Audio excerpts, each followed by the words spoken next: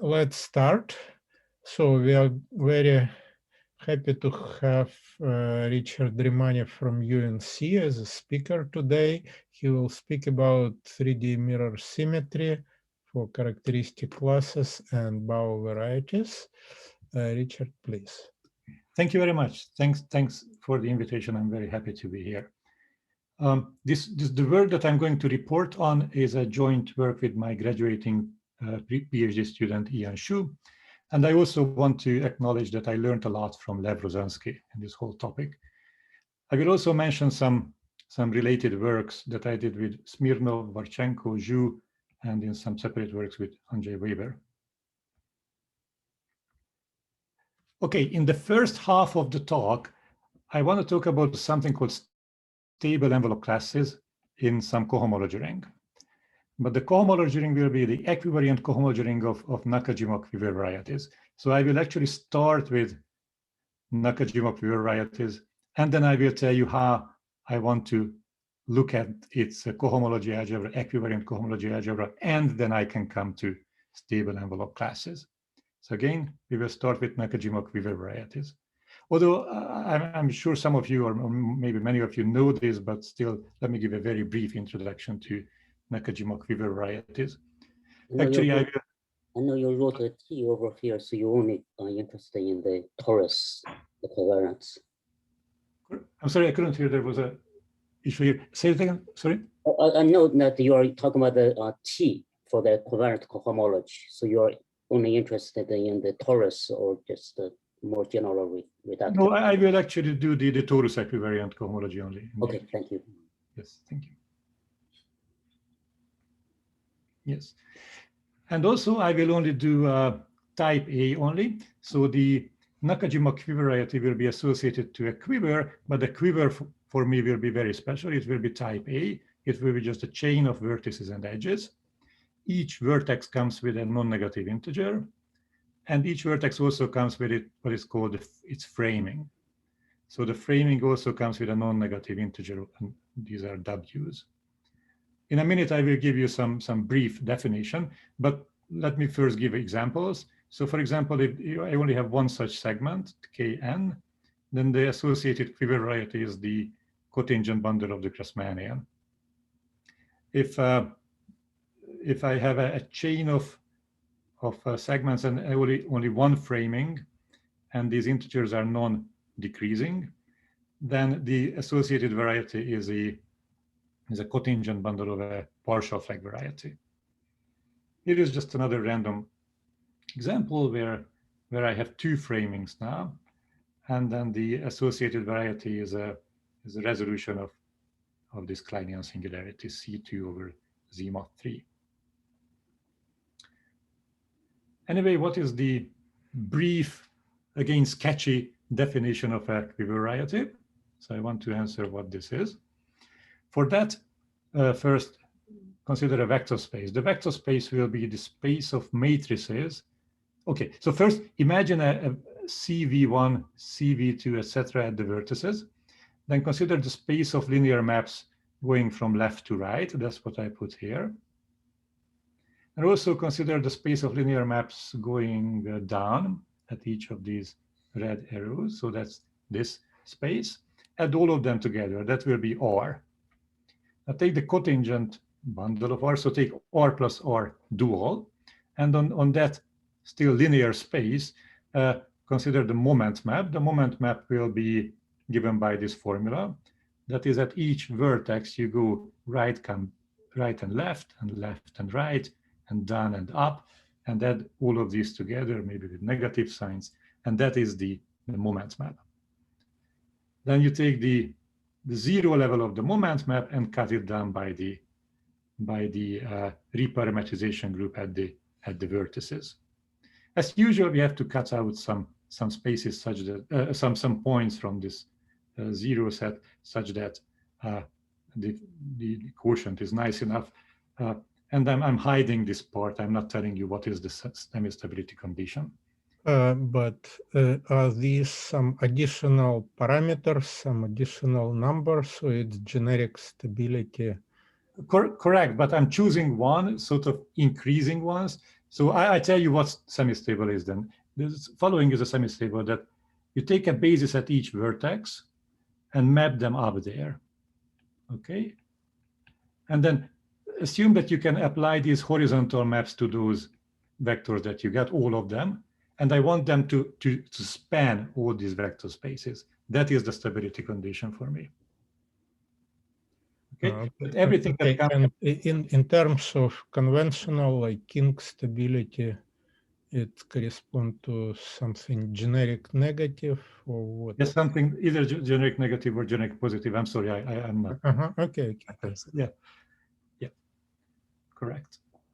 And I will be equally unprecise when I come to Bow varieties.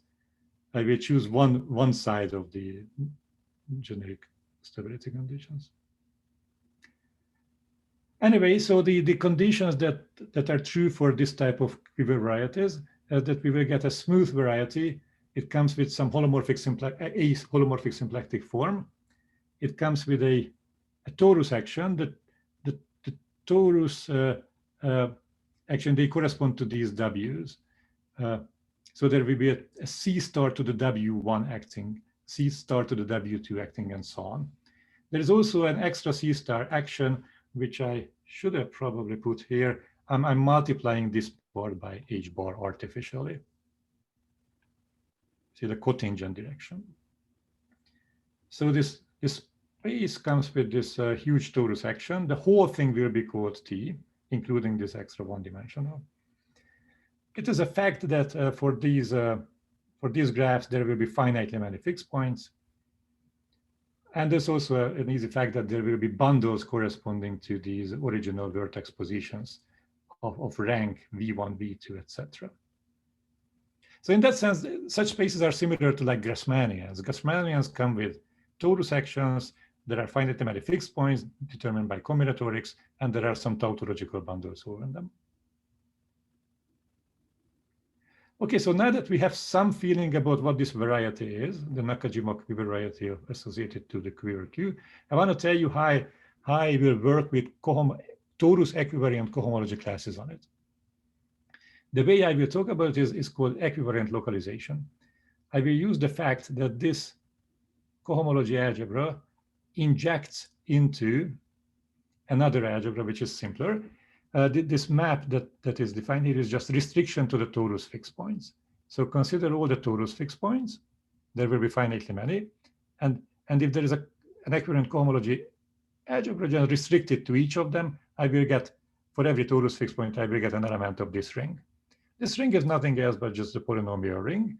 So in fact, what happens is that an element can be named by just a polynomial for every fixed point. So now look at this picture on the right. For the time being, only look at these 6 points that are the vertices. Those are the torus fixed points of one particular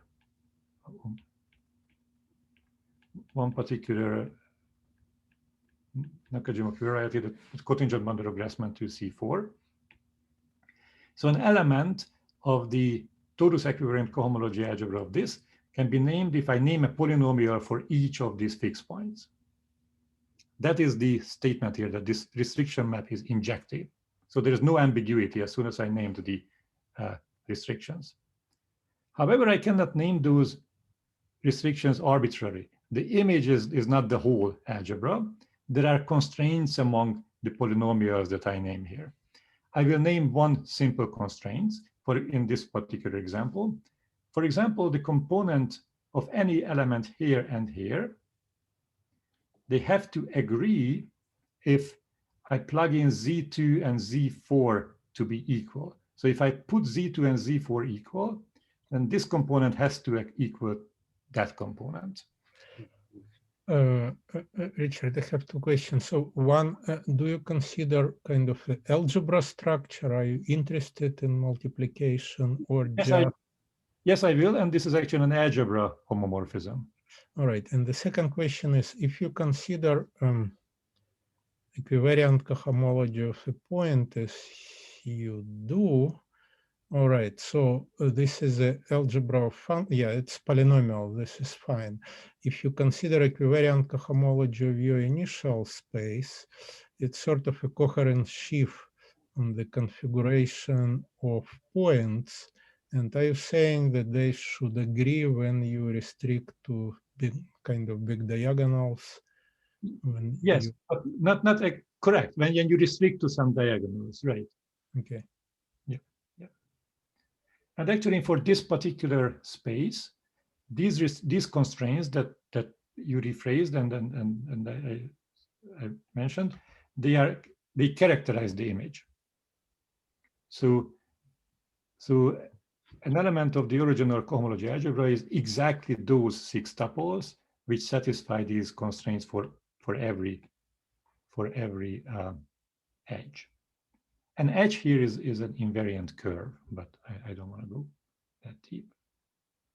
I just want to see the torus you have at each framed vertex. You give the torus, the dimension is exactly the W. Am I correct? Yes, yes. And the invariant polynomials here, the M is the total number of the W's adding up, or it's just the total number of vertices? Correct. Small n is the total number of W's, so it's the size of the torus. Okay, so that's adding up all the Wi's. Okay. Correct. So n is the sum of the Wi's. Thank you. Yeah. Thank you. Indeed. Yeah. Yeah. Actually, you're right. At a certain, yeah. So the number of vertices I renamed. Yeah, if you wrote the C to the C start to the WI, that would be more clear. Indeed, you're right. Thank you. Anyway, here I give an example. So this blue 6 tuple is an element of the cohomology, equivariant cohomology algebra of Grassmann 2C4.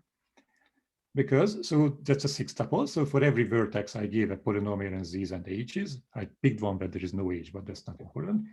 But the consistency happens. For example, these two components must be equal if I put z2 and z4 equal. And you see, if I put z2 equals z4, then indeed this polynomial is equal to 0. So the consistency happens here. Let's check the consistency here. These two components have to agree if I identify z2 with z3. And you see, if z2 is equal to z3, then the second components are put together, and the first factors are just equal as they are. But there are 12 such consistencies to check, and all 12 are correct. This actual class that I named here, this is a Schubert class, which will be mostly irrelevant for the rest of the talk. But this is an example of an equivariant cohomology element. However, I have to give a warning here, is that the example I considered in the last 2 slides was too special. Grassmann 2C4 is too nice. It was nice in the sense that there were only finitely many invariant curves. Here's another Nakajima variety, whose moment graph is on the right. And as you can see in the picture I indicated, there is a pencil of invariant curves here. In that case, the constraints among the components, for example, among these 4 components, is much more restrictive than just that certain things have to agree on some diagonal. Some derivatives also have to agree. I will not need this. This is just a warning that Nakajima varieties are not as nice as, say, Grassmannians. Those spaces which have just finitely many invariant curves are called GKM spaces. In that case, the image of the localization map is very easy to name. Nakajima varieties are not GKM spaces. There are pencils of invariant curves. Okay, I think I went as deep as I wanted to into how to name an element in the equivariant cohomology algebra of a Nakajima variety. Now I want to go towards an element that is worth naming, which will be called a stable envelope. Stable envelope associated to a fixed point P. But towards that, I need to make some geometric definitions. So here they are. So first, I'm going to fix a 1-parameter subgroup of the torus. I'm mapping C star into it. in the way that is given here. So I'm increasing the z powers. In the special z star, I'm just plugging in 1. Once we have this one parameter subgroup, and for every torus fixed point, I can collect those axes which flow into that point under this one parameter subgroup. So that's what is written here. So take the value of this one parameter subgroup and map z into 0, and consider those axes that go into that particular P. It's probably called some Bialinetsky-Bilura cell with respect to this one parameter subgroup. Okay, so this will be called a leaf. In the next slide, there will be pictures of leaves and slopes. Anyway, so the next thing I want to say is that since I have leaves, I have a partial order on the torus fixed points, that who is contained in the leaf of whom. That creates a partial order. And if I have this partial order, then I can take the union of leaves of everything below P, and we call it slope. This may be abstract, and I hope the example in the next slide will illuminate it. So this is the same Nakajima variety, and I'm going to illustrate the leaf of this fixed point. This fixed point is called 1, 4. The leaf of that is all the points that flow into that one. So this is actually a cell. In the middle of that cell, there is this point. This fixed point is a smooth point of that cell, and in this picture somehow this is it. For example, these two invariant curves are in it. Okay. These decorations on the invariant curves, which are the weights of those invariant curves, they tell me the partial order, and this picture is drawn in such a way that the usual way that if you go up in this picture, then it's increasing in partial order.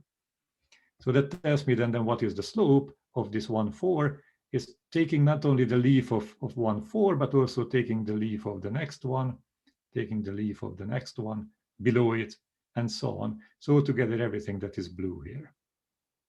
So that is the slope. Some kind of stable leaf. So you want to have those points that flow into your point, but then at the end of it, there's a fixed point, and you also want to take those points that flow into that boundary point, and then you iterate this process. That's exactly what's in this picture. That's the slope. Now we are ready to define stable envelopes.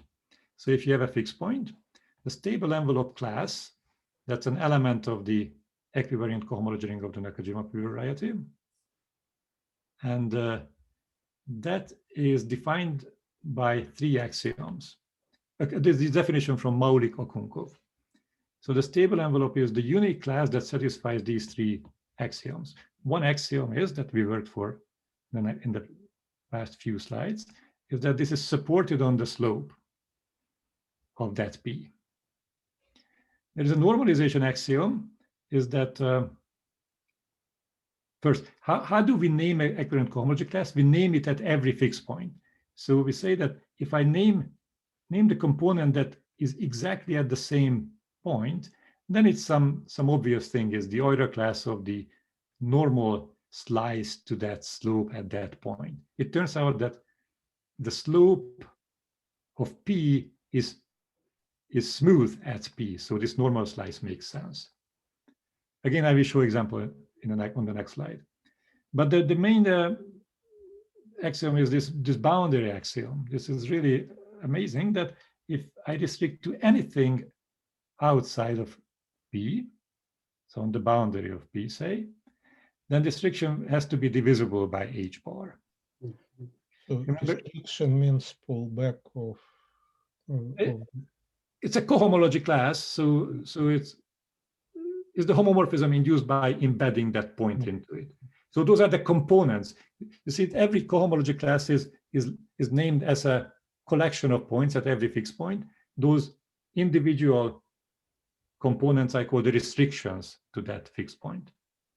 Can I understand the cohomology classes in terms of the constructible shifts. You talk about the support and also restricting to the point. Yes, if that's correct. So yes, restricting to that fixed point indeed. Thank you. Sure, thank you. Okay, so I tried to give an example here. Again, I'm using the very same quiver variety and the very same fixed point. So I want to name the stable envelope of this fixed point. Again, the stable envelope of this fixed point is a cohomology class, so it has a component, it has a restriction at each of these fixed points. The support axiom tells me that it restricts to 0 here and here and here, because it's restricted on the slope. So outside it has to be 0. So that's what I listed here. There's a normalization axiom, is that restricting it to this particular fixed point. So I'm taking the stable envelope of 1, 4 and restricting it to 1, 4, its main point. And it has to be the Euler class of its normal bundle. So essentially the weights of these two slices, and I write them additively. So Z1 minus Z2 is here, and this is Z1 minus Z2 plus H is there. This is just normalization. Let's see what is the restriction at 1, 5. So at 1, 5. The last axiom said that it has to be divisible by H. So there will be, again, the stable envelope of 1, 4 restricted to this point will be H bar times something. But the support axiom has meaning here as well, because you see there is a direction here which is outside of the slope. It's normal to the slope. So actually, the support axiom also forces that the stable envelope of 1, 4 restricted to 1, 5 is also divisible by the Euler class of this direction, and that's what I put here in green. So actually, at this point, since I know this degree, I know that the restriction to 1, 5 is this times possibly a number. However, if we want to read the restriction at this point, this is here, 1, 5, then I only know that the restriction is divisible by H bar. That was an explicit axiom. The restriction of stable envelope of 1, 4 to everywhere here has to be divisible by H bar, for example, here. But here there is nothing sort of moving outside of the slope, so there is no other condition. So it's rather miraculous that you put down exactly these axioms and there will be a unique class which satisfies those axioms. That's a theorem of Mauri-Kokunkov. And that is called the stable envelope of 1, 4. So, sorry, may I ask you sort of notational question? So H bar or typically assume that something becomes non-commutative. And here everything is commutative. That's correct. Everything stays commutative. It doesn't fit into that. It's a different story, I guess. Okay. Is the Yang? Yeah, there will be one slide about the Yangian action that might go towards what you say. But so far, everything is commutative indeed. Oh, actually, this is the slide. This and the next slide, so there will be 2 slides which are just remarks about how these stable envelopes create quantum group actions on cohomology algebras. Again, so these 2 slides, this and the next one, are not towards the end goal of this lecture. These are just remarks, side remarks. But I think it's worth mentioning. As soon as stable envelopes are defined, this quantum group action should be named. This is due to Mauri-Kokunkov again. The story is the following: that I named stable envelope as just an interesting element of the cohomology algebra of the Nakajima variety. And I fixed this one parameter subgroup. But I can consider the stable envelopes, I can put them together as a homomorphism. Because consider the cohomology algebra of just the fixed points. This is a vector space or a free algebra over the cohomology group, cohomology ring of a point, whose bases are in one-to-one correspondent with the fixed point. So I just send this basis element to the stable envelope of that P, and so on. So we have, so the stable envelope is now a map. It's a homomorphism between two cohomology algebras, just vector space homomorphism or module homomorphism over the cohomology algebra of the point. Okay, so again, this is just a free algebra. This is a little more complicated algebra, and the stable envelope is a map, a vector space map between them. But the point is that we can choose a different one-parameter subgroup. For example, permute this 1, 2, 3 up to n. Then you will have a different stable envelope map, because this because the notion of leaf, the notion of slope will be rearranged, so the stable envelope will be changed. So there will be different stable envelope maps. After permitting denominators in Z and H, it turns out that each of them is actually an isomorphism, a linear isomorphism. That's part of the localization theorem of Attila-Bott. So since they are isomorphism, they can be inverted. So I can actually go one way and come back on the other one. Then I get an endomorphism of this free algebra. And this endomorphism is called the geometric R matrix. So stable envelopes are the key ingredients to creating special endomorphisms on this. I call it a vector space. It's a free algebra over the fraction field of CZH. What's the origin of the Young-Baxter relation in geometry? Yeah, so I think the origin of the Young-Baxter is a triviality this way. So because if you go, it's just that the composition is commutative. If you go on that one, come back on this one, and then you go back on that one, come back on the next one, go on this one and come back on the third one. That's the same thing as going this and doing it in this direction. You said the step, this map, the image are always the same. It's independent of the choice of this delta, or this one parameter subgroup.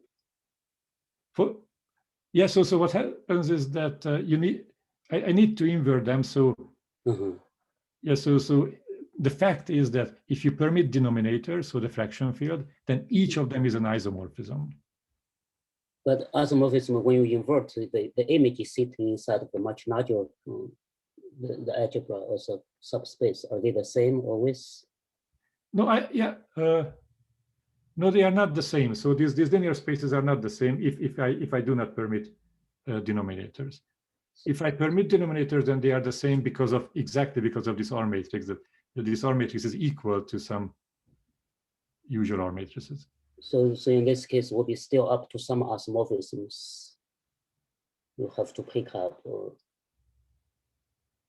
no, I think what's the problem? You have a basis, you can just kind of compute it in the basis. Yeah, that's what I mean. When you choose the basis, you are choosing isomorphism. Yeah, but you invert it. Okay, thank you. I hope I will be able to say more about it after this example. So I'm going to calculate this geometric R matrix in this small example. I'm cheating a little bit. I'm going to glue together 3 Nakajima varieties. So all the Grassmannians on C2. So Grassmann 0 C2, Grassmann 1 C2, and Grassmann 2 C2. In that case, there are 4 fixed points on N. So this will be a 4-dimensional free module. And this is the equivariety of the Torus equivalent cohomology algebra of that.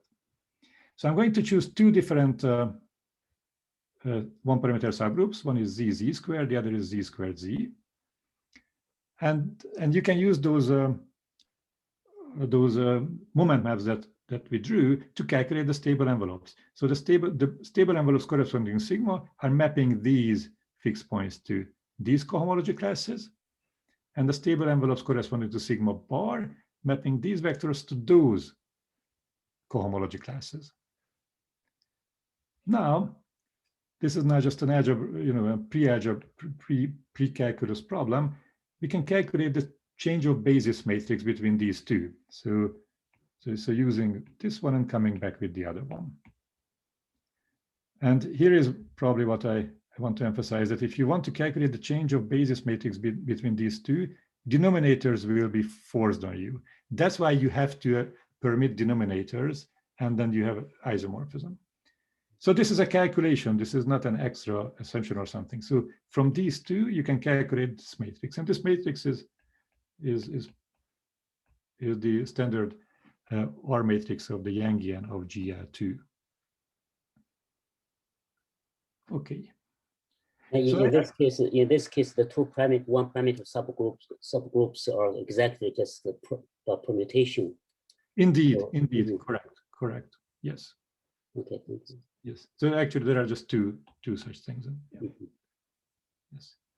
So maybe just a comment on Jan's question is that, so continuing these two slides, which I will not do, you will meet the Yangian acting on this cohomology algebra.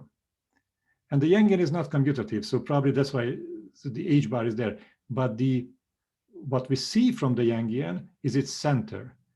And so as the center of the Yangian acts as this cohomology algebra acting on itself by multiplication. So that is, I think, one of the puzzle pieces of the Maulik-Okunkov story, or Okunkov story in K-theory, is that the regular representation of these cohomology algebras is the center of the Yangian acting on some representations. Okay, so I want to go forward in the direction I wanted to go. So we will leave this geometric representation theory part. Where are we? We learned how to talk about equivariant cohomology algebras of Nakajima varieties, and we named some special elements in them called stable envelopes. We defined them axiomatically, and I made a remark which we will probably not come back to. But once you have that, you can make experiments, and I did, and maybe many of us did, and wrote computer codes and so on. And we stumbled into this amazing coincidence that these Nakajima varieties sometimes come in pairs. Here's an example. For example, T star Grassmann 2C4, which in Nakajima language is just 2,4. This is one quiver variety. And here's another one, completely different one. This one is 8-dimensional, that one is 4-dimensional. This one has a T4 acting on it. This one has a T2 acting on it. But somehow the stable envelopes of the two are the same in some sense.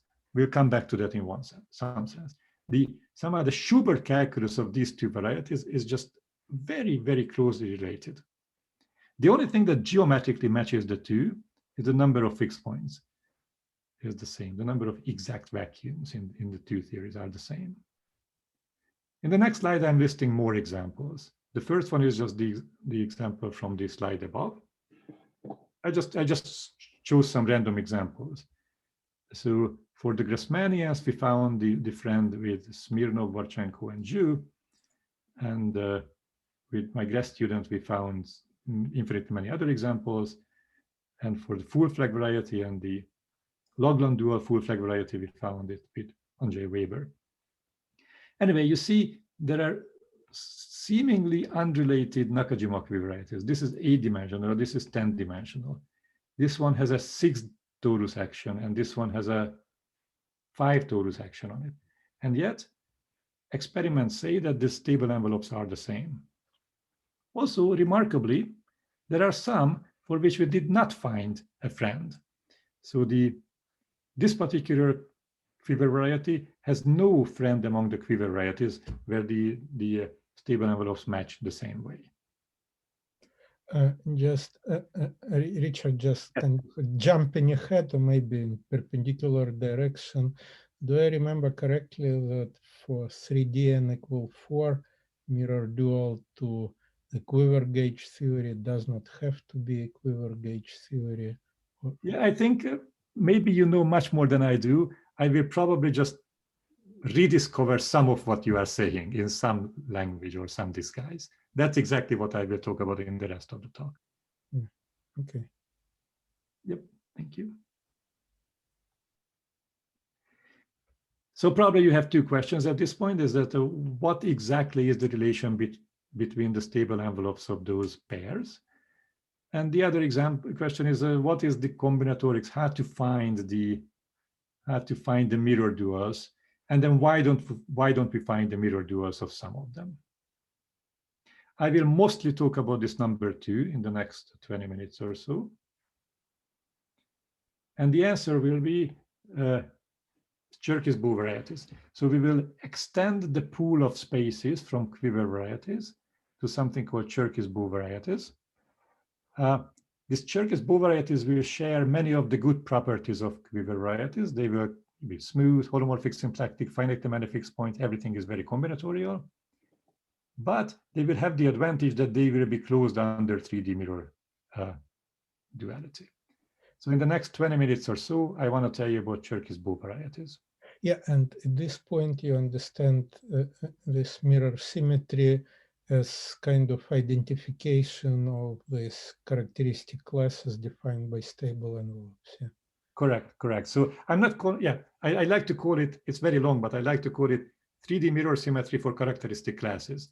So I'm pretty sure that 3D mirror symmetry has many other and maybe deeper and more general. I mean, I'm just, since, there are people here in the audience who are interested in kind of this homological mirror symmetry, like, Gromov-Witt and all that stuff. And that originally, like many years ago, mirror symmetry was understood as kind of isomorphism of two Frobenius varieties coming from the some cohomology, like quantum cohomology, and your mirror symmetry is sort of, I mean, it looks like the same spirit. You have different cohomology groups. Yeah, I understand. Yeah. It's different. It's D equal 3, and that one was rather two-dimensional, yeah, but still kind of, okay. Yes. So right. But I add a little bit that it's not the cohomology rings that are identified or cohomology spaces, but the special elements in them. I can say a little bit more that maybe this is a 1 minute remark, a good space for this 1 minute. Yeah, and maybe before you said, like this stable envelope, so sorry, this I certainly don't know. From the point of view of whatever physicists say, what they are. I mean, how they singled out from other characteristic classes or from a different basis, like from a Tia-Bot basis in equivariant cohomology. What do physicists see them somehow? Yeah, I think I can say one thing, and this may not be the exact truth, but something along the truth is that associated to these varieties, there are differential equations and quantum differential equations. And they also come with some distinguished solutions at these vertex functions. Okay, and I think there is, for every theory, there is the Higgs branch and the Coulomb branch, and if you okay, so if you find a 3D dual pair such that their Higgs branches are related, then these vertex functions should span the same space, I think, because they describe the same physics. Maybe there are lots of twists into what I say, but roughly speaking, these vertex functions should span the same space. However, the vertex functions themselves are not the same, and the transition matrix between the two is the stable envelope. Okay. And then you're looking at the transition matrix from one side, you're looking at from the other side, should be equal up to some twist. Yeah, and this vertex function, it's not infinitely far from Gromov-Witten theory. Correct. It was maybe defined by Giventhal like many years ago. Okay. Correct. It's quasi map count. Yes. Okay. So Right, so let's do easy combinatorics. I'm going to describe the combinatorics that is that a Cherkis variety depends on. This combinatorial object will be called a brane diagram. It will be only type A in this talk. A brane diagram for me is just a chain of horizontal segments that is called D3 branes. Each one comes with a non-negative integer. Consecutive D3 branes are separated by 5 branes. But there are two kinds of 5 branes, NS5 branes and D5 branes. And you see how I draw NS5 branes. NS5 branes I draw as right-leaning red segments, and D5 branes I will draw as left-leaning blue segments. So these are kind of based on the terminology. Probably it's Hanani Witten or somebody maybe even early. These are physical strings, yeah, which means that D3 means like one direction is time or what? Yes, so D3 is a 4-dimensional thing, one time, okay. three space dimensional, but 3-dimension is shared by all of them, so we are not drawing them. So that's why this looks 1-dimensional. And then this is 6-dimensional, 3 not. So this is actually 3-dimensional, and this is also 3-dimensional. So this whole picture is 3 plus 3 plus 1 is 7-dimensional plus the 3 non-drawn dimensions. Yeah, so it's a 10-dimensional altogether. Okay, good. And NS5, it's something non-geometric. Yeah. Yeah, I'm pretty sure you understand this much better than I do. No, not NS5. Okay, but so. Okay, so for future purposes, I will also decorate these 5 branes with variables. The D5 branes, the variables I call equivariant, and for the NS5 branes, I call them dynamical or scalar variables, U's and V's. Okay, but I can also explain this to a high schooler just as a combinatorial code of segments and leaning segments. Okay, so as I said, to such a combinatorial code, a brane diagram, one associates a space called Bow variety. So Cherkis Bow variety of that brane diagram. It comes with the usual decorations. It comes with a Torus action. So for every D5 brane, or maybe I can, for every D5 brane, there will be a C star acting.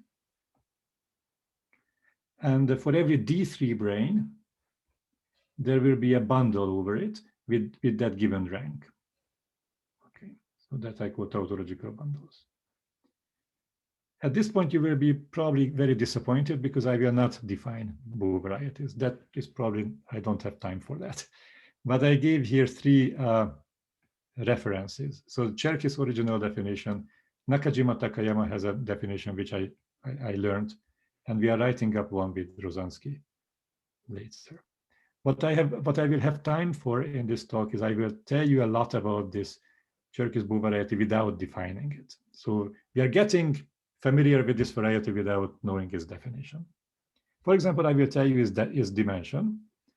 It is just a combinatorial formula. Of course, you will not memorize it from here. It's just I wanted to indicate that it exists. So you go to every D5 brane, you see the number left of it, and you calculate this number.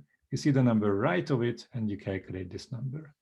Similarly, you go to every NS5 brane, you multiply the numbers right and left, you add these. And you go to every D3 brane and do this.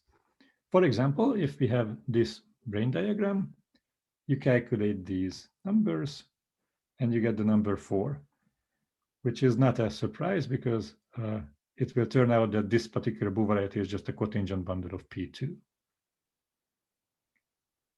So in this case, which cannot be written as in terms of Nakajima quiver variety, what are the quiver and the corresponding? The quiver name of this is just 1, 2. Just a 1, 2. Okay. Yeah, because it's a Grassmannian, really. Yep. Oh, 1, 3. Sorry, 1, 3. So the blue one is there are 3 D, right? Actually, that's exactly the next slide will answer what. Thank you. What you are probably going to. That how are the quiver varieties special cases of Bow varieties? Okay, easy, pretty combinatorics. So you go to every segment of the quiver, you will see K and N, and replace that segment with this brane segment. That you draw two NS5 branes, put N and D5 branes in between, and decorate all these three branes with this number K. Let's see, for example, this one. It has two segments. This segment will go to this part. You see, there is one down here, so there is one D5 brane, and this one is decorated as these two. But this has two segments, so you glue together these two parts. Or here's a partial flag. This is the full flag variety on C4. This is the quiver name of it. This first part will just be an empty part between NS5 branes. This second will be also an empty part between NS5 branes, but this part will be this long part. Because of this framing 4, you put 4 D5 branes in between. A very important observation here is that the brane diagrams that you obtain by this procedure are all special. They have this property that on the two sides of a D5 brane, you have the same number. We call it cobalanced. So you see, just by definition, on the two consecutive D3 branes, they have the same multiplicities. Okay, so now let's see another operation, which we call 3D mirror symmetry for Bow varieties. The simplest possible thing on their code, just replace the kind of the 5 brane. Change an NS5 brane to a D5 brane and vice versa. If you only look at it as a combinatorial code, then just reflect about a horizontal axis and recolor, because for the purpose of this talk, I always color NS5 red and D5 blue. So this is what we call 3D mirror symmetry for brane diagrams. And you see this is obviously an operation which, so the brane diagrams are closed for this operation. If this is our definition, then let's find the 3D mirror dual of T star P2.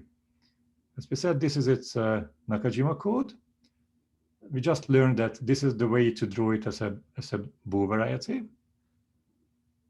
So we can apply 3D mirror duality, just reflecting about a horizontal line. And this is our mirror dual. So the physics predicts that the 3D mirror dual of T star P2 is this Bow variety. But notice that this is not cobalanced. So on the two sides of this D5 brane, I see 1 and 0, and also here 1 and 0. So it's not cobalanced.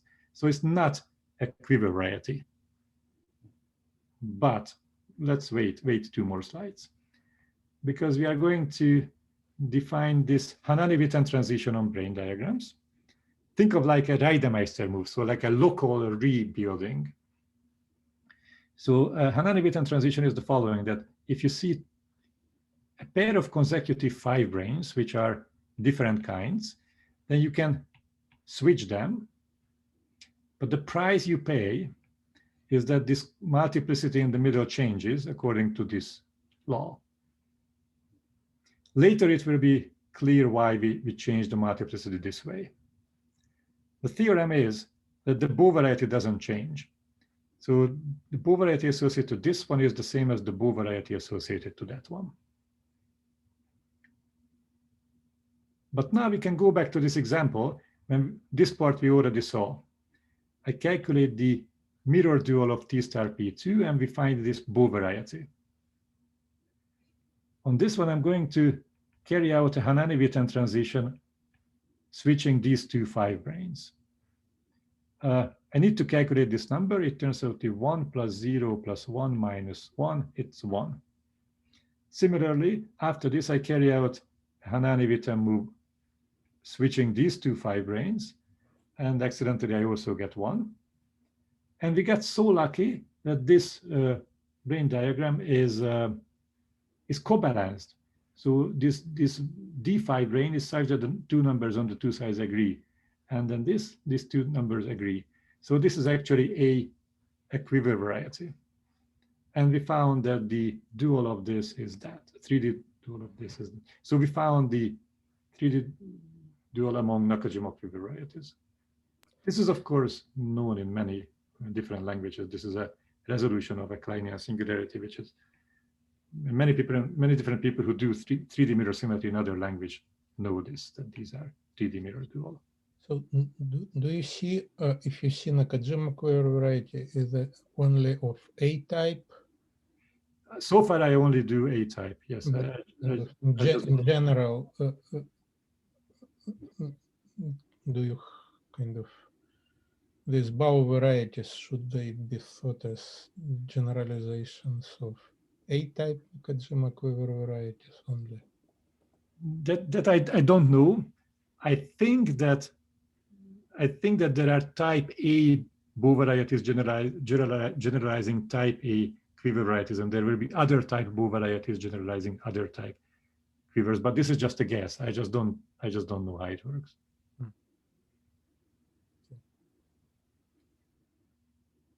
Okay, a very important look at Bow varieties is brane charge. I want to associate a number to every 5 brane. So for an NS5 brane, the number we associate, the charge, is L minus K, so the difference of the two numbers on the sides, plus the number of D5 branes on the left of it. For D5 branes, something similar, but here I do K minus L, plus the number of NS5 branes on the right of it. Let me tell you why we do this. Oh, before why we do it, here's an example. So here's a brane diagram. And I'm going to calculate the charges of all the NS5 branes. For some reason, I will put them as a margin next to an empty table. So let's see, what is the charge of this? By definition, this is 3 minus 4, negative 1 so far, plus 1, 2. So it's 1.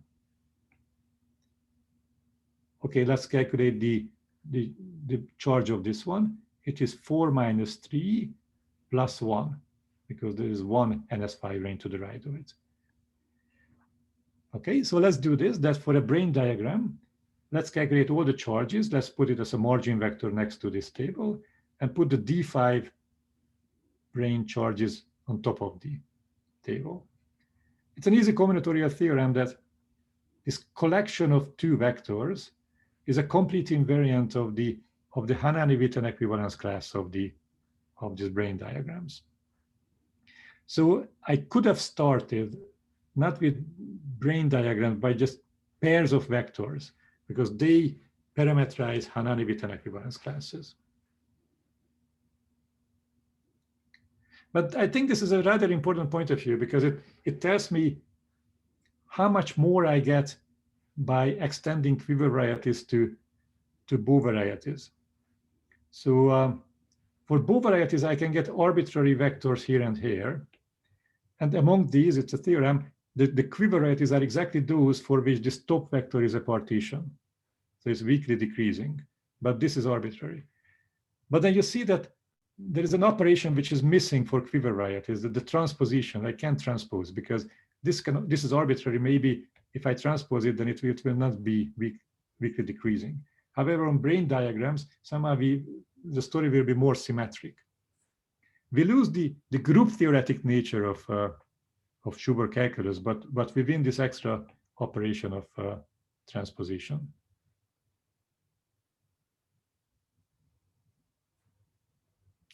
I'm not. Let me see my time. 5:25. Oh my. Let me skip this part, because I really want to talk about Torus fixed points. So we want to do stable envelopes on Bow varieties, and for that we need the moment graph. The first thing to get the moment graph is find the Torus fixed points. Here is a theorem that Torus fixed points on a Bow variety are in bijection with tie diagrams. What is a tie diagram? This collection of dotted lines. Each dotted line must connect two different phi branes, so a blue with a red. So here, a red with a blue. But this collection of dotted lines have to be such that every D3 brane is covered by as many curves as its multiplicity. For example, this is covered 1, 2, 3 times. So now you can imagine if you only see the brain diagram, there are many different ways of drawing these connections in such a way that everything is covered by Asmanias's multiplicity. Each of them is a torus fixed point. For this particular brain diagram, there's 123 ways of doing this. So the associated Bow variety will have 123 torus fixed points. Just let's see how it recovers standard algebraic combinatorics. So the Grassmann 2C4 has 4 choose 2 fixed points. And you can see the 4 choose 2 elements here because the corresponding brain diagram is this. And to do these ties, you have to start here, you have to arrive there. And the only choice you make is which 2 D5 range you cross. You can go through the first and the second, or the first and the third, or the second and the third, and so on. So this is the way it recovers a Schubert calculus type things. Also observe this rather cool thing. First, let's start with this simple thing that if I carry out a 3D mirror symmetry, so it's reflect the brain diagram about the horizontal axis, then there is a easy bijection between the torus fixed points. Because if there is a brain diagram, just reflect the brain, or there is a tie diagram, just reflect the tie diagram, and that will be a tie diagram for the other one as well.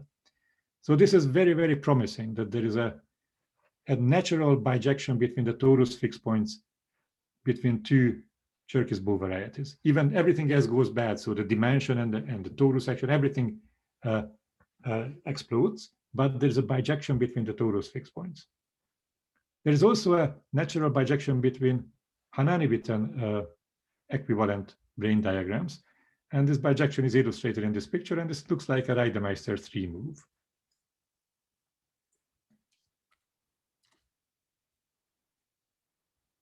Another very interesting feature of Bow varieties is that I will encode torus fixed point in one further way with binary contingency tables.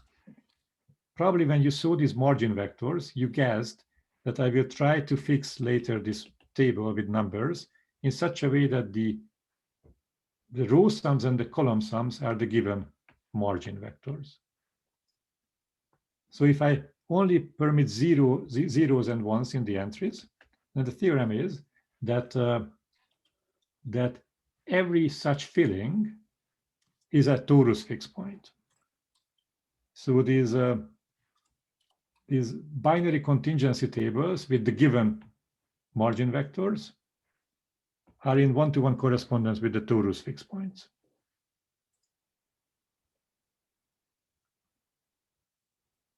So that, again, just going back to standard algebraic combinatorics, where, say, on a Grassmannian, we used to parameterize everything, for example, torus fixed points, Schubert varieties, Schubert classes, and so on, by partitions.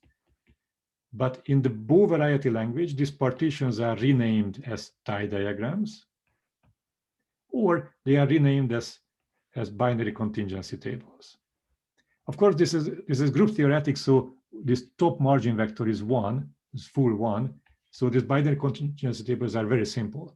But so that is the novelty. By replacing Grassmannians with Bow varieties, we will permit all kinds of vectors on the top of the binary contingency table. Okay, I only have a few more slides. Maybe I can go over a few minutes. So you remember our story was that if we understand the fixed points, if we understand the fixed points of a space, we also understand the invariant curves together with their weights. Then we can build up the moment map. And if we have the moment graph, and we have the moment graph, we can calculate the stable envelopes. So I'm going to show you examples. Hello? Okay. So for this brain diagram, this is the moment graph we get. Again, so far, precisely, I only told you how to get the vertices. The vertices are either the tie diagrams or the binary contingency tables. But there is similar combinatorial description of the edges and these weights. Here's another example, which is not a quiver variety. This is accidentally a quiver variety. If I remember correctly, this is this quiver variety. But this is this bottom one is not a quiver variety. Okay, here are two other examples. It is T star P2, and here is its moment graph. Here is its mirror dual. Remember, I just replaced red branes with blue branes and vice versa. So this is the mirror dual, and here is its moment graph. This is just a warning that 3D mirror dual spaces not just have different dimensions and different tori, but very different structured graphs as well. But still, from the graphs, we can calculate stable envelopes. So as soon as you see this or this, you can calculate stable envelopes. And again, I apologize, this is going to be my last slide. This last slide is very busy, but I want to explain. So this slide is really two slides. One above this blue, this purple line. Above the purple line, I'm talking about the cotangent bundle of P2, which is this Cherkis variety. Here is its moment graph. As I told you, if we have the moment graph, we can calculate the stable envelopes, and here are the stable envelopes. I'm cheating a little bit because I calculated now the stable envelopes in elliptic cohomology, not in cohomology. Yet, so the first row is the stable envelope corresponding to the fixed point F1. For example, you can see that restricted to F2 and F3, it has to be 0 because of the support axiom. So this 0 is clear. And this has to be some normalization, something about Euler classes. The second line is the stable envelope of F2. So its support is this. So it's restriction to F3 is 0, and some axioms tell us the other components. Anyway, so the three lines in this table are the stable envelopes coming from this moment graph. Now, below the purple line, I consider its mirror dual. As we said, mirror dual tells us the new moment graph, and from the moment graph, I can calculate the stable envelopes. Again, the stable envelopes are the rows of this matrix. The observation, the fact is that these two tables are equal if, up to plus minus, if we transpose, so I'm going to transpose this, I replace u variables with v variables, so I replace equivariant parameters with scalar parameters, they just switch, and I invert h. For example, this u1 over u2 will go to this, so this v2 over v1. It should go to v1 over v2, but this Jacobi theta function is odd, so it's negative this. Or let me see, so this u1 over u3, it goes to this one up to a sign again, and so on and so forth. You can check this table is the same as that table up to replacing equivariant and scalar parameters and inverting h. So this is the general conjecture. It's not proven yet. It's proven in several infinite sequences of examples, but not in general, that the equivariant elliptic stable envelopes of 3D mirror dual Wu varieties should have equal elliptic stable envelopes. That is the conjecture we are trying to work towards. Okay, thank you. I'm sorry for going over time. No, that's okay. Thank you very much. There were many questions. By the way, this, you interchange scalar and equivariant parameter. This is kind of clear from the point of view of whatever mirror symmetry, but h and h minus 1, it's like h is it's a weight of your action in the cotangent direction, roughly speaking. And so what does it mean? Yeah, so that's exactly what you say. So here's an example. I hope it will illuminate that. I start with this quiver variety, and this mirror dual is the full flag variety. Its mirror dual is the same thing. But if you carry out, it's not really the same thing, you will get this one.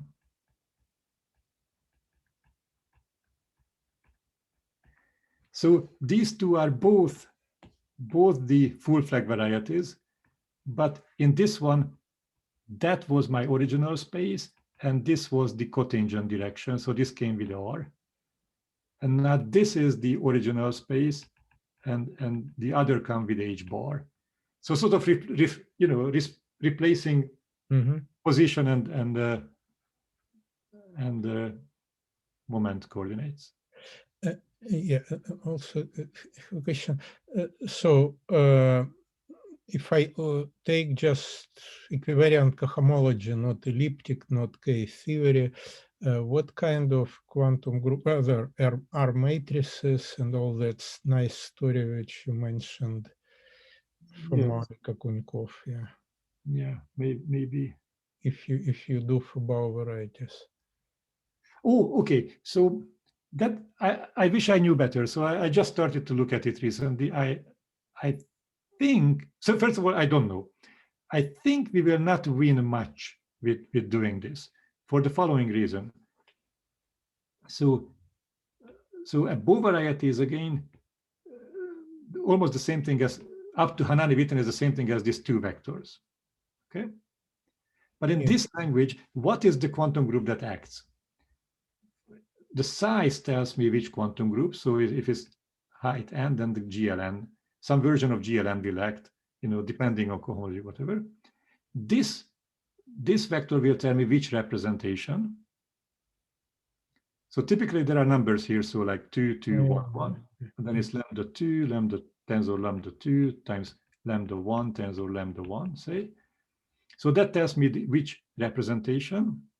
And this vector tells me which weight space of the representation will be the cohomology of that Bow variety. Are they, I don't know, like, are they slices in affine Grassmannians? I'm just trying to see. Yes. Can I come back to this question? Because I think I want to finish this. Yeah, this is a very, very good question, but I want to finish something here. So what we won by considering Bow varieties over equivarieties, that I can rearrange these numbers here. See, for equivarieties, this was always weakly decreasing. And now for Bow, this can be anything. But then it tells me that I didn't win anything, because first I did V1 tensor V2 tensor V3, and now I can rearrange it to V2 tensor V1 tensor V3. But that's the same representation. Tensor multiplication is commutative. So it seems like we didn't win anything, but still we represented it on different spaces. So I'm not sure how much we will learn, but I have a feeling that we might not learn too much in. You mean that these are not kind of a new type of quantum groups? Correct. Like Correct. not shifted Yangians, just ordinary Yangians, but represented in different spaces. Yeah. Yeah, I have the feeling that yes. Okay. Yes. But I'm not totally sure. I'm sorry. Yeah, and for this, indeed, for the affine Grassmannians, because you can learn there something from geometric Satake. Okay. Yes, I think that Nakajima knows much more. So he sent me several. Certainly he knows, but he is not. I don't. Yeah. I think now it's something like early morning in Japan, so I cannot ask him. Yeah. Okay. I'm not sure. Again, I can just say a small thing that every Bow variety has this special representative in its Hanani-Witten class, where I put all the NS files on one side and all the D files on the other side. Then I don't fully understand what I'm going to say. That maybe this Bow variety can be written as some kind of symplectic intersection of two things, one coming from this part and one coming from this part. What do you call symplectic intersection? Yeah, I'm sorry, I don't think I can. I can't tell you. But kind of, what kind of object should I imagine?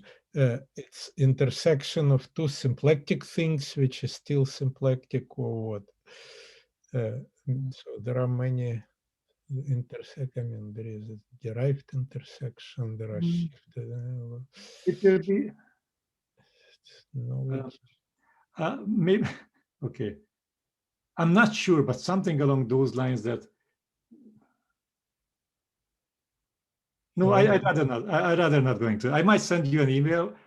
Yeah, okay, it will be nice, but you're writing something with Lev, yes, so then. Well, all I wanted to say, the music of it is that there is a way of representing this as some kind of intersection of two things, and one of them, that the part that comes from the NS5 brains is a slice in an affine Grassmannian.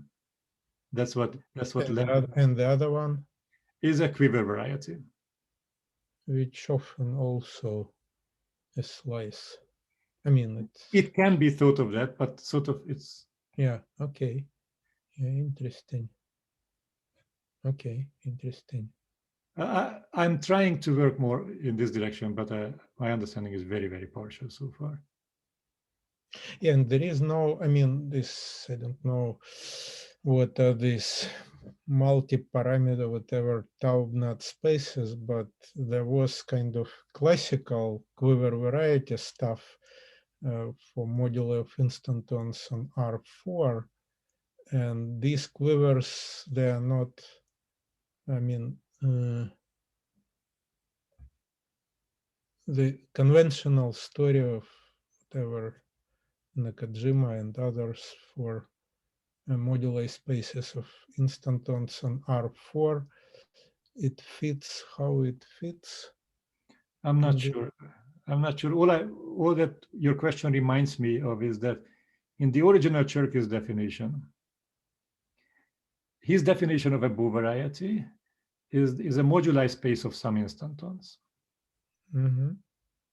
which is a right. It's a tuple of linear maps and the UN connection up to some gauge equivalence.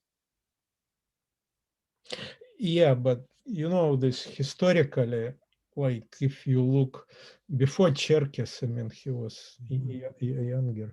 If you look just for framed instantons on R4, it's the same as some torsion-free coherent sheaves on CP2 with framing, and then you describe it by means of linear algebra data, and you have this Nakajima quiver and Nakajima quiver variety. All right, so probably the logic of Cherkis, it's more or less the same, that he started with moduli space of unitary instantons, and then he described by means of some kind of linear algebra data. Or maybe Nakajima did, yes, okay. Well, but it's Cherkis Bow varieties, yeah. Yeah, so the question is about this algebra geometric object, this moduli spaces of sheaves, which appeared in the instanton story on R4. Is there this algebra geometric object here, or you just pass it and go directly to the moduli space? That's certainly true. I don't understand that story. My entrance was through the when Nakajima Takayama already interpreted it as conventional mathematics in terms of linear algebra and stuff. Okay. So more questions. Sorry, because sure, no problem. I'm very happy. All your time. Okay, more questions, please.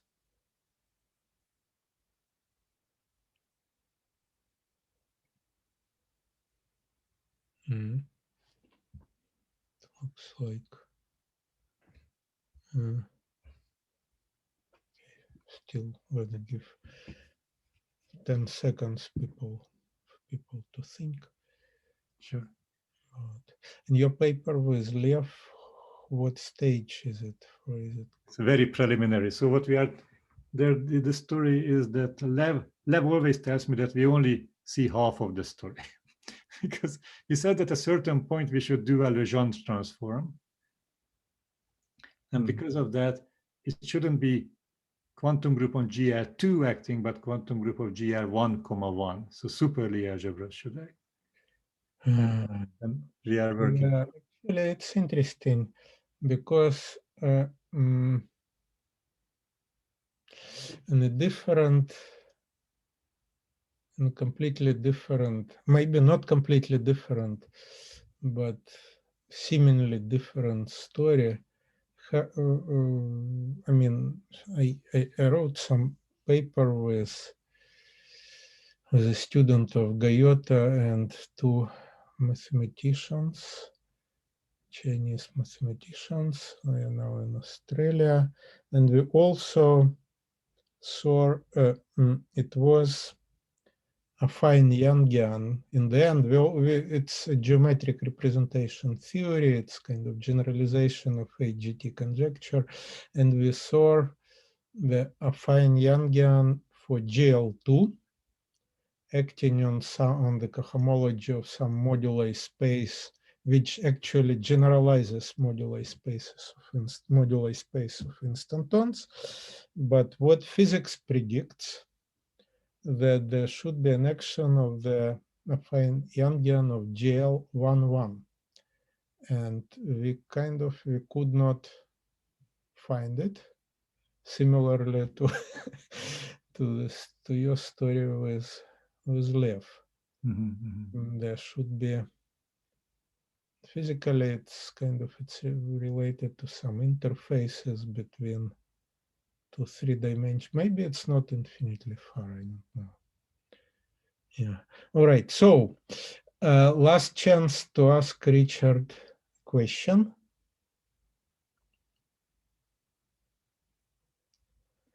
Well, if not, then thank you very much for very inspirational talk. Yeah, very interesting. Okay, thank you, Richard. Thank you.